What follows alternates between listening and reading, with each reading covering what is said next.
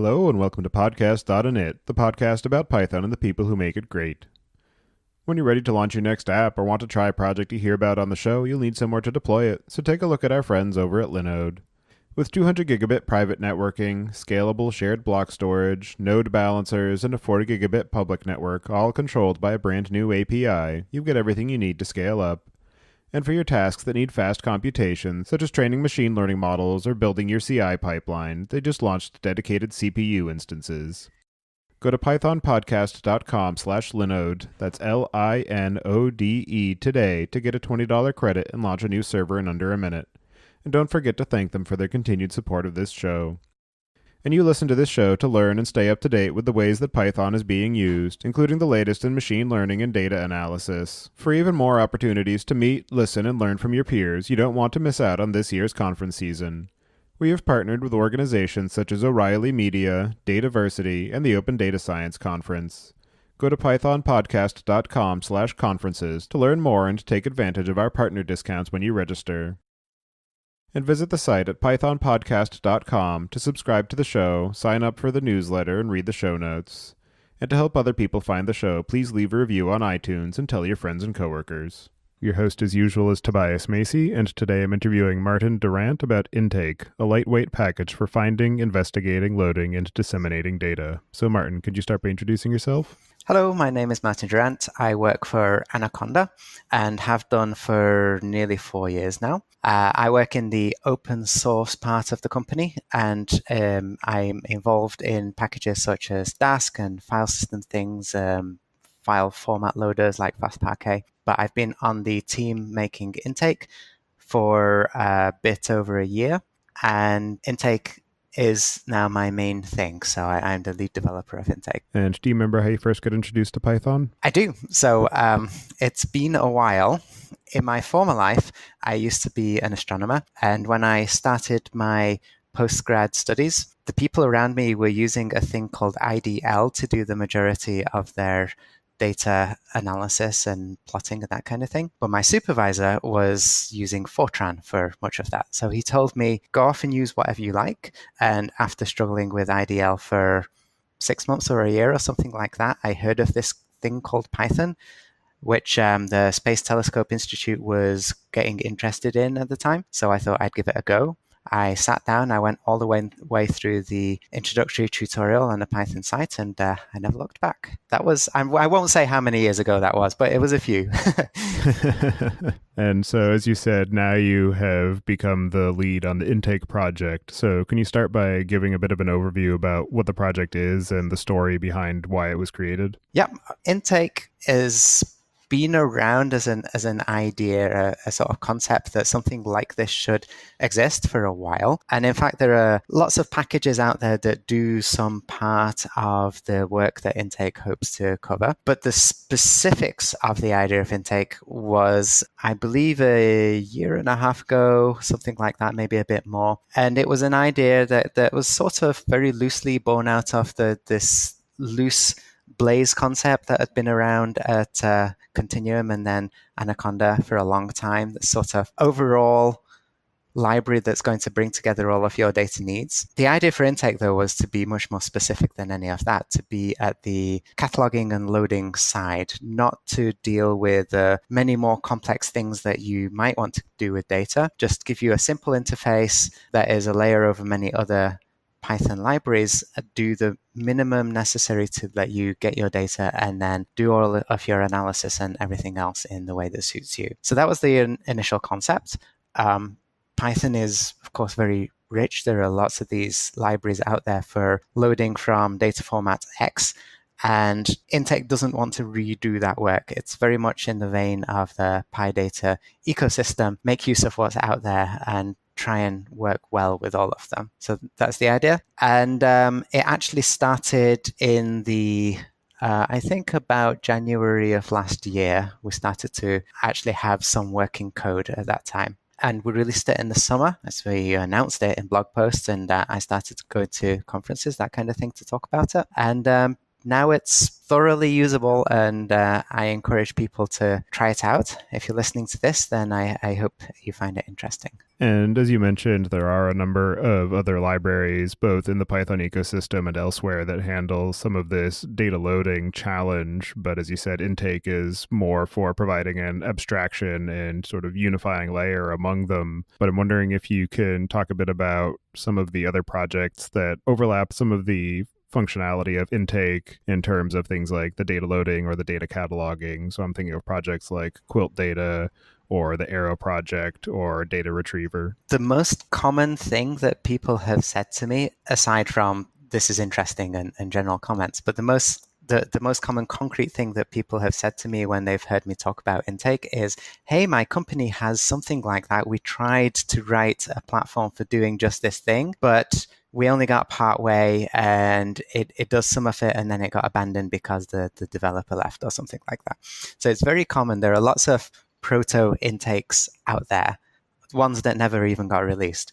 And hopefully Intake will be the thing that unifies all of these things. It's very much designed with simplicity in the code and use in mind. And some of them are actually available. So you mentioned, I'll talk to Quilt and Data Retriever.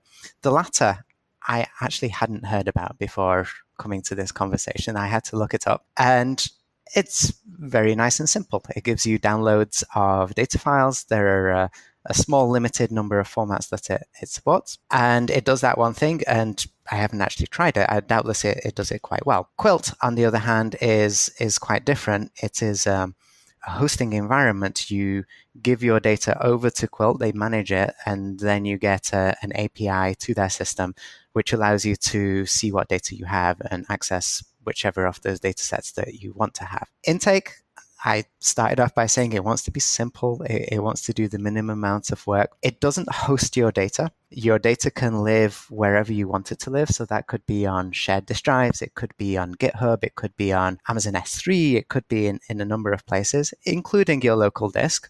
But that's just one of many. And the catalogs themselves can live in all of these different places. So if you want to use Intake to share data, you can just put your catalog into, for example, a gist on GitHub or a repo, point people at that, and you don't need infrastructure, you don't need a server, you don't need to set up anything, you can just load it and go. So it really is going for that simplicity of use. In the data retriever case, that is also functionality that is covered by Intake. Intake has a caching system, optional, and it's the catalog author that gets to decide whether a particular data set ought to be cached or not. And caching can mean downloading the files that hold the data, or it can mean accessing some data resource, whether it's a database or whatever it may be, and forming that into a local version. So for example, for tabular data, it would be Parquet files. And that's an interesting thing that we've started with from the very first step with Intake, is that we want to be able to support not just data frames, not just arrays. We want to really give a uniform experience across all the different kinds of data that are out there, all the different places that the data may live, whether it's services, whether it's remote storage, but still give a very simple experience to the end user. Arrow, I think we can talk about separately. It's not the space that Arrow is in. Arrow is in data memory format. It does care about loading data to some extent for a couple of formats. Maybe down the line that will grow. And it does have some hooks for remote file systems, particularly HDFS, maybe some more coming. But for the time being, it's really about representation of data in memory and passing data between processes. So it's sidelong to what Intake does. It's not really the same territory, I don't think. And so Intake is built to be able to simplify a lot of the workflow for data scientists and data engineers and reduce issues of code duplication that are required for being able to obtain and prepare the data for analysis. I'm curious if you can talk through just the overall workflow of using Intake from the perspective of both a data scientist who is consuming it for building these analyses and a data engineer who is likely defining and maintaining the catalogs and the data sources. That idea of separation of concerns between the owner of the data and the user of the data is really core to how we designed intake. We want the user, and the user is, they will be more numerous, so often they're the ones that shout the loudest, but we want their experience to be simple. We want them to be able to find some abstract cataloging thing where they don't need to worry about how those catalogs are created and how they reference one another, to be able to search through those, know the metadata of the data sets themselves, and use a single method to get a handle to the data, whether it's in memory or some Dask thing or some Spark thing or whatever it is that they're used to analyzing it with. It should be a one-liner once they found a data set of interest to be able to work with it. And then intake is done, and they can get on with the actual work that they're paid to do. So from their point of view, they shouldn't really notice intake that much. They may be using our GUI, they may be using search functionality, that kind of thing. But the less interaction that they have with intake that nevertheless lets them get on with their job, the better it is from the end user's point of view. From the engineer's point of view, or the data owners, they create the catalogs or cataloging systems. Often there will be the same people that curate the data, so they decide this particular data set is the authoritative version of whatever it is that it's supposed to be. And at that time that they are doing that curation is when you want to capture as much metadata about it as you can. And that process is very important.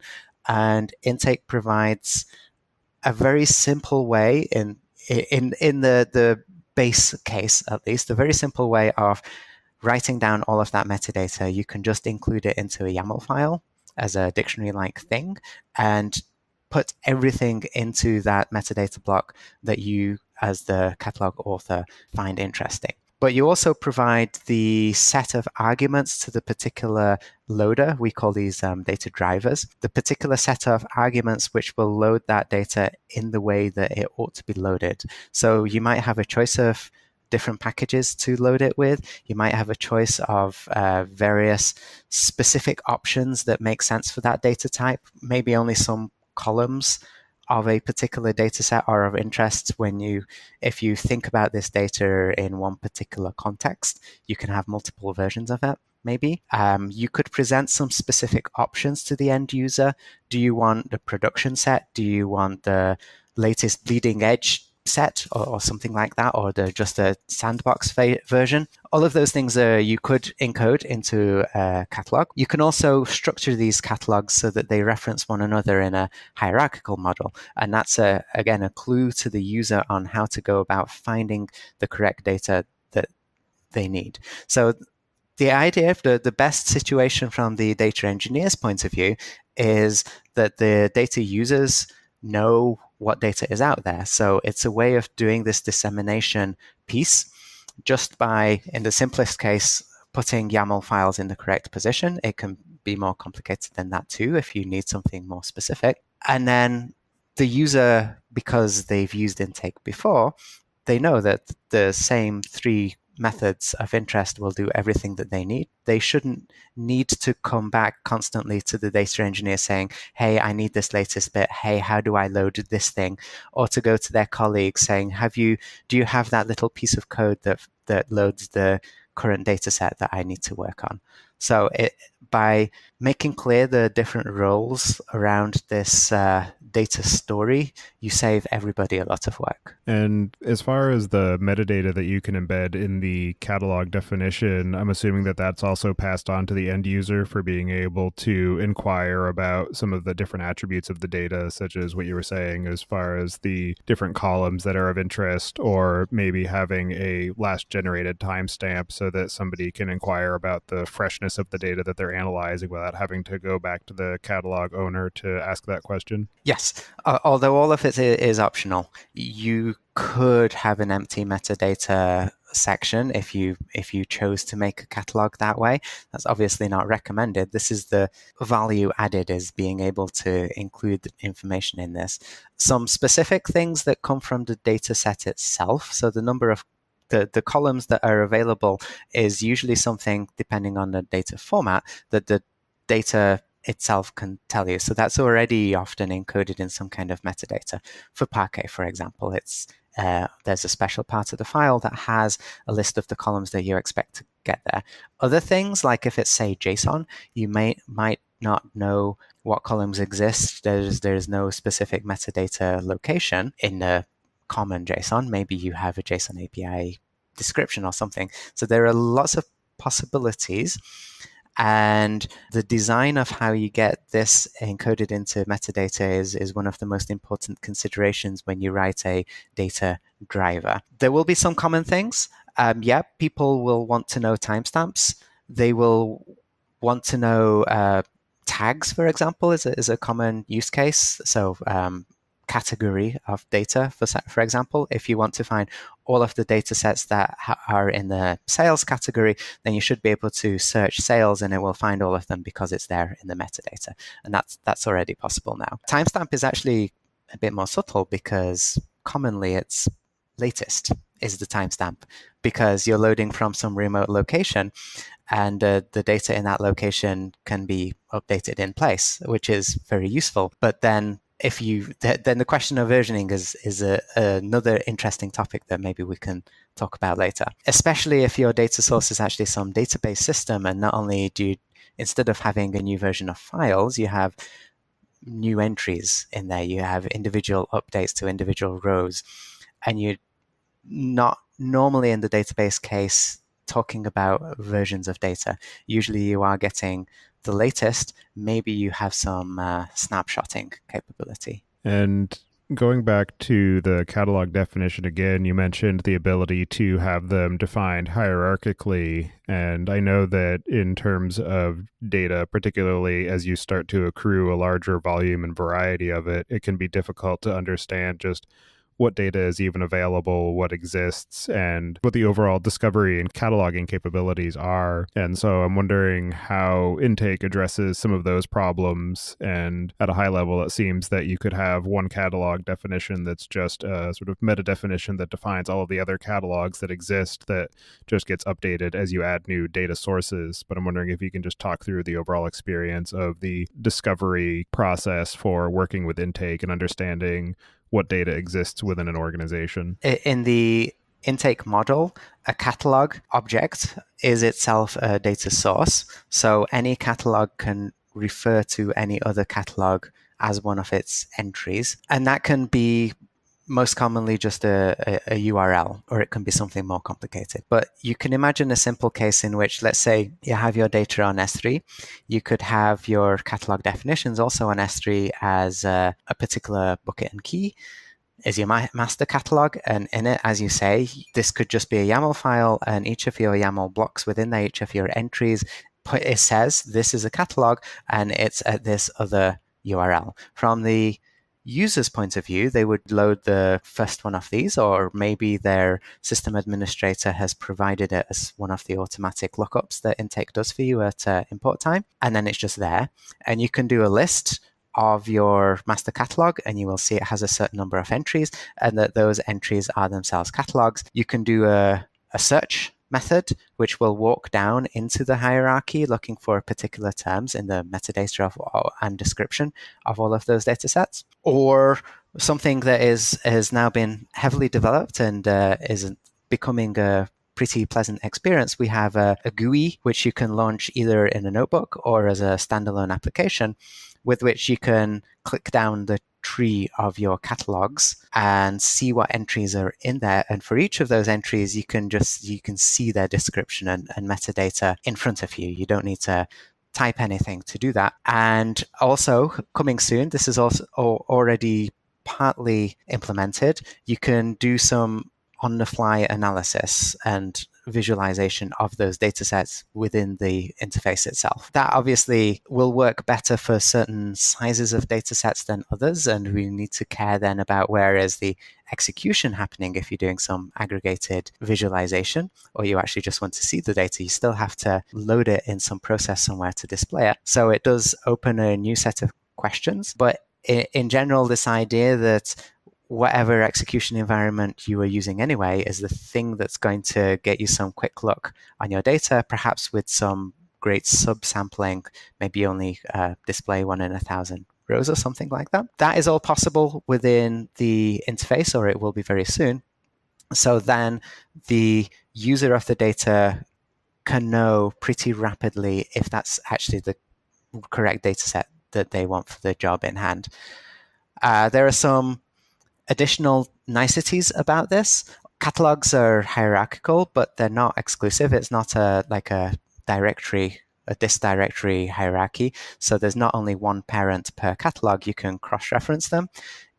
You can have multiple entries to the same set of files or the same data service, but with different options, where you can then describe what those different options are. And again, following those descriptions and metadata, the user can pick the one that's correct for them. I already mentioned parameters that you expose to the user so that they can make some choices at load time if they need to.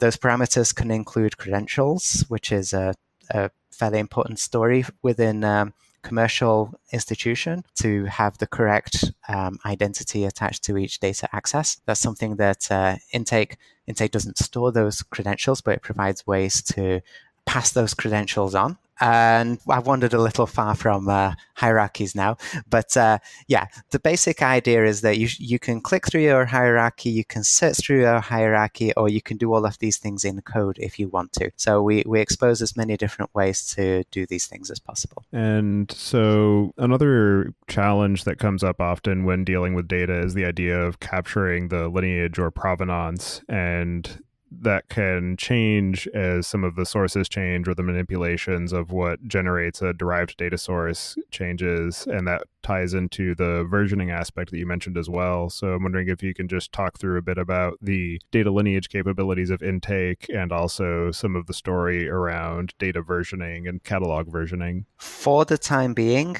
Intake is something that reads your data and doesn't write it. So you wouldn't use Intake to derive a new data set from a previous one. You would use Intake to load it and then manipulate it however you want to. We are developing hooks to be able to edit catalogs in place so that you can add new entries into them. And that would be the opportunity to add extra information about the current session of how it was generated. That kind of thing often makes sense in the context of a larger processing framework.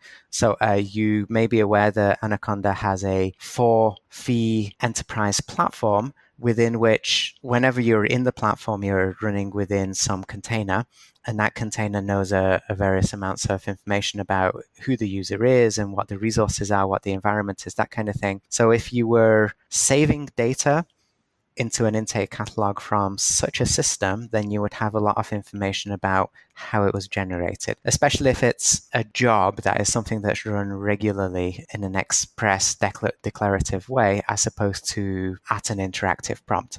Python being Python, you can do anything at an interactive prompt, right? So the more constrained your execution environment, the more information you can have, and then it's up to the administrator of the data system to capture that information at the time that data is ingested. Intake may eventually go down this road of being more of a data pipeline type system in which it actually does analyses for you and executes jobs that does that kind of thing. For the time being, we're of the opinion that we want to do the one thing, which is loading extremely well, and to go to both sides of that story, the reading and writing, and become some kind of Dremio-like system or whatever. There's a whole load of those kind of systems around too, would actually make Intake less good at the particular thing that it's aimed at. So we're very hesitant to try and do too much with Intake, certainly in the near to medium future. The only exception to this rule is that there is a functionality in Intake called persist, which is read the data from remote, typically a database or something where your query would take a long time to process, and then write that table or array or whatever it may be to a local format as is. And then, because we've made the data ourselves, we can capture all these things about where it came from, the time that it was executed, and be able to refer back to the original data so that at a later stage, you can either automatically say this data is now stale, we need to refresh it, or the user can say, I would like the most recent version of this data. So that's one side of it. When it comes to working with the versions of the data itself, though, for reading, that is something that is currently under development, and it will depend on how you want to store your data. There are many different places that your data can live, and each of those may have a different concept of what data versioning means.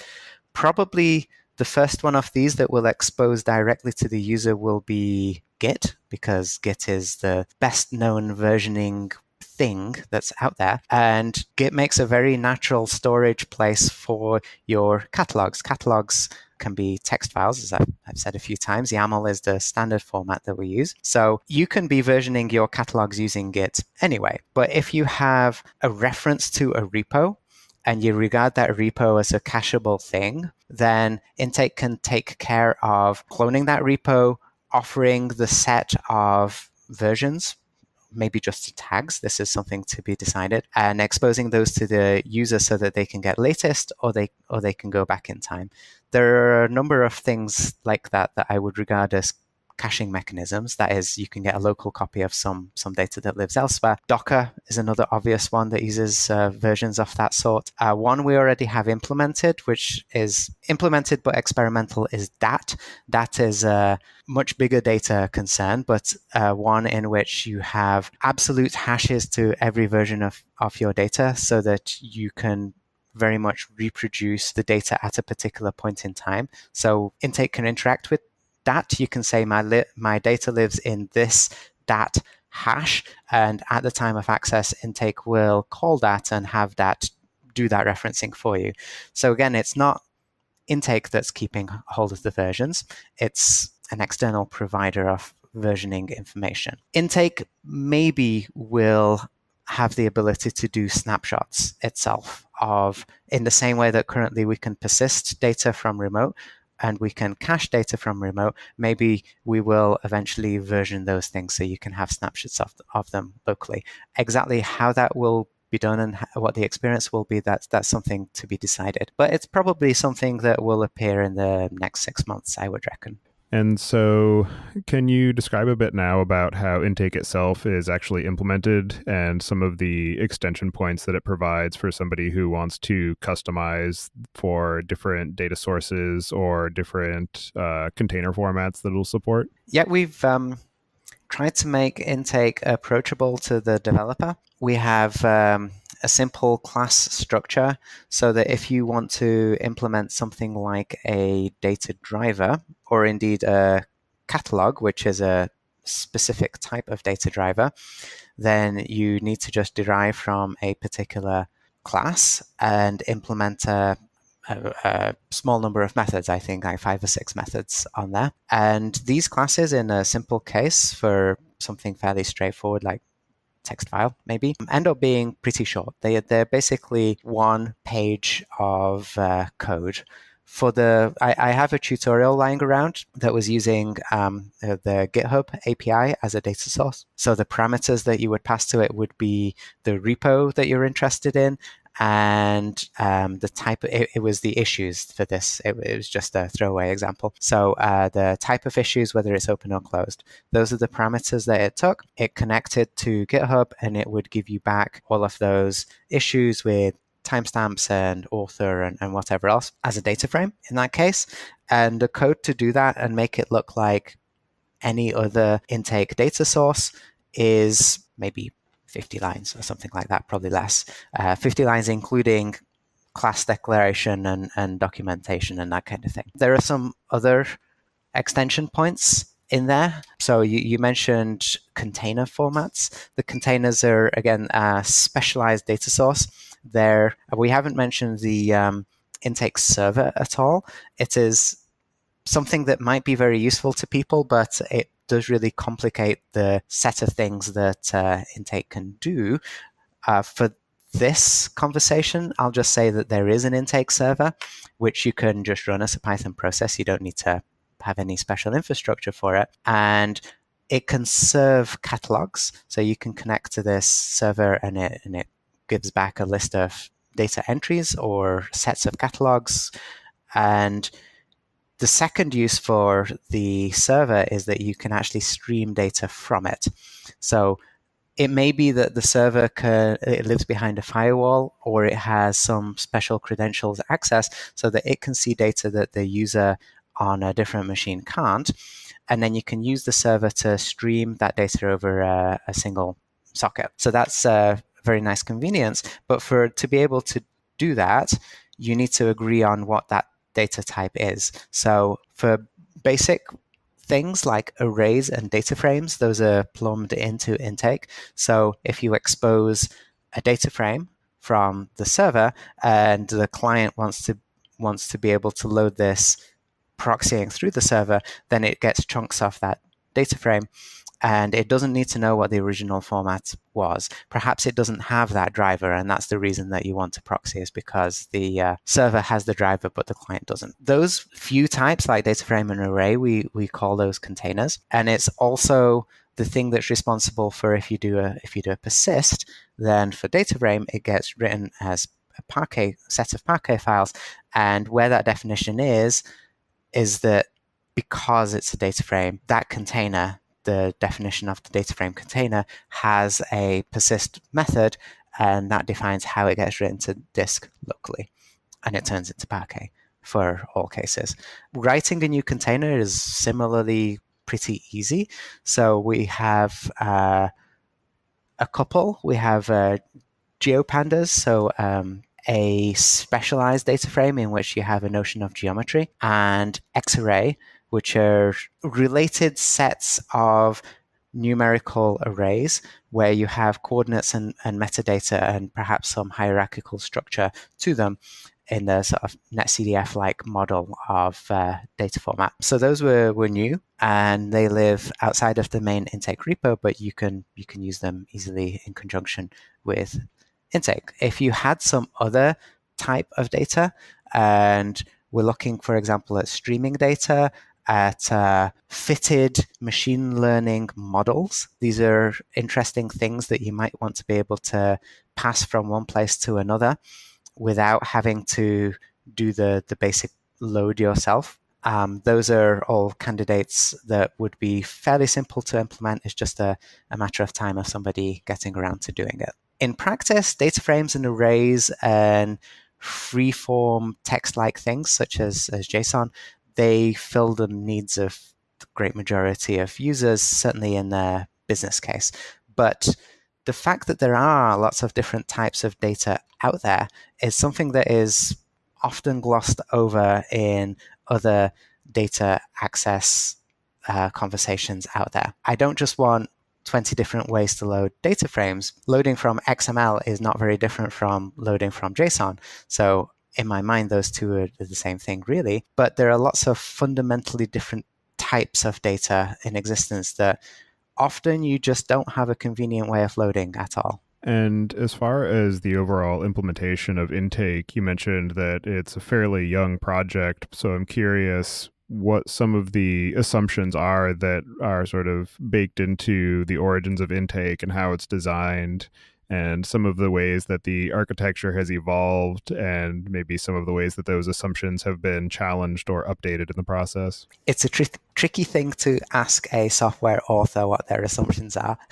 It's easier to see from the outside, of course. We did start off with a concrete set of data sources that we were interested in, which was partly driven by an external client of the company.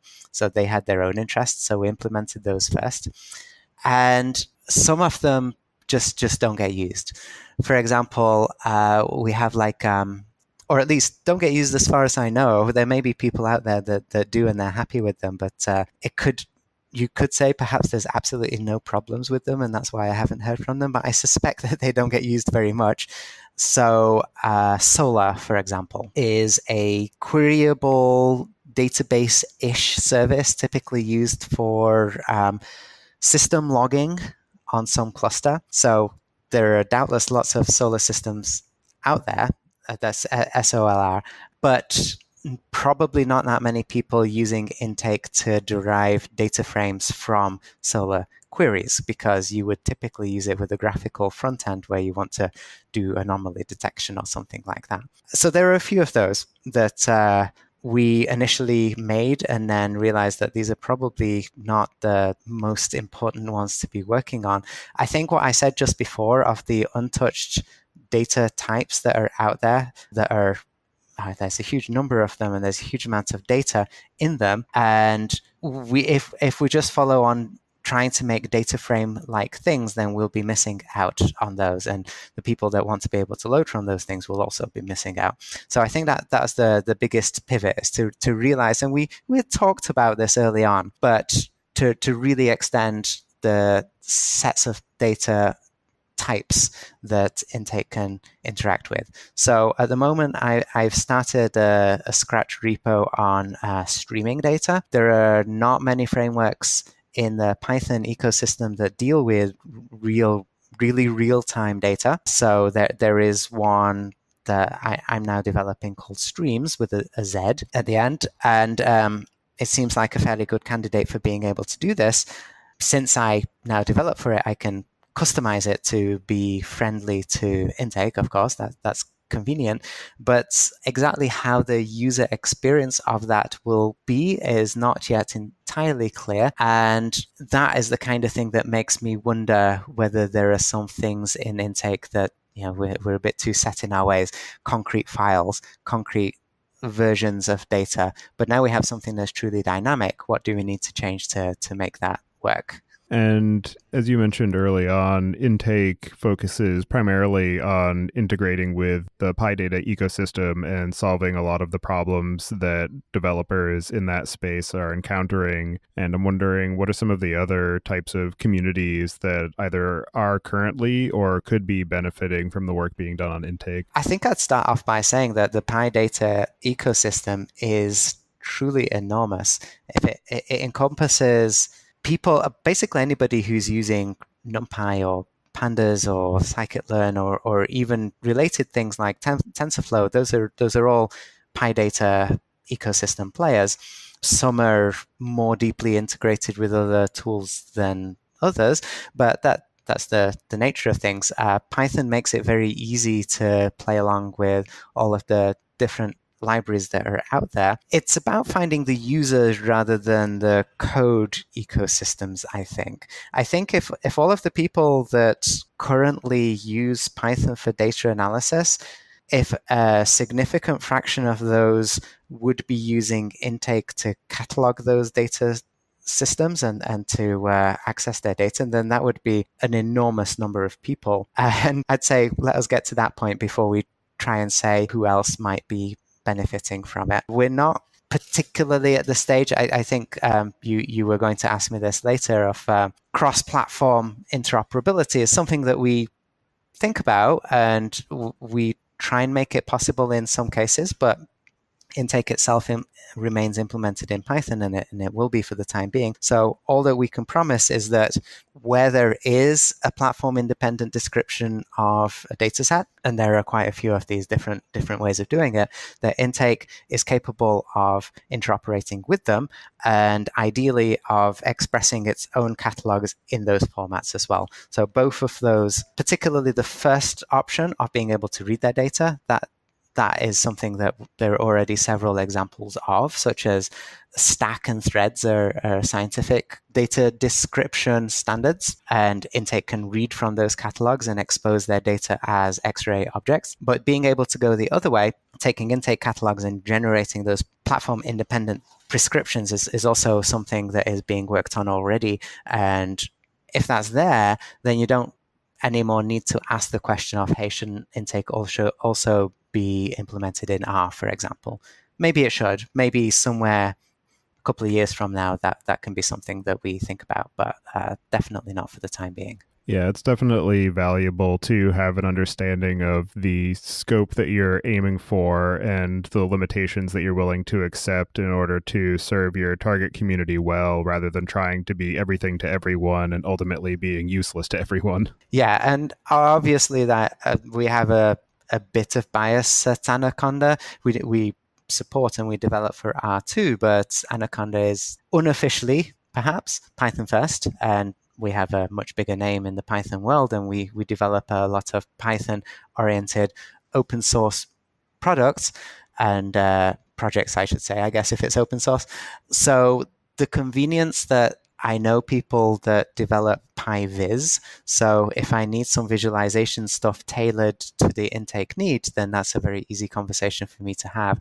That doesn't mean that I want to convert the whole world away from, I don't know, Plotly or Matplotlib or whatever. It's just that we can move a lot faster within that. And in terms of the overall work of building and maintaining the intake project, what have you found to be some of the most challenging or complex or sort of unexpected aspects of building and maintaining it?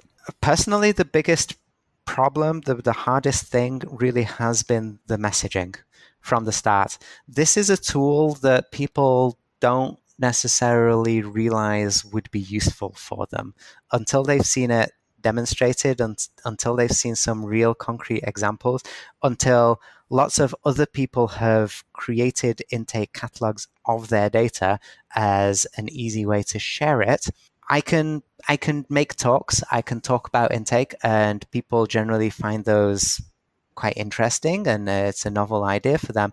But actually getting people on board and using it requires crossing a certain hurdle, a certain amount of effort for some institution or individual data handling person to make that effort to actually come over and use intake. It's very much a different experience to when I was writing FastParquet or when I was writing S3FS for accessing S3. Those were needs that people already had, and they were waiting for a library that fulfilled that function for them. And then it came and people used it and they were very grateful. In this case, it is this finding out exactly what people's pain point is so that I can address, hey, is this something that you're struggling with? Are you aware that intake can do this for you?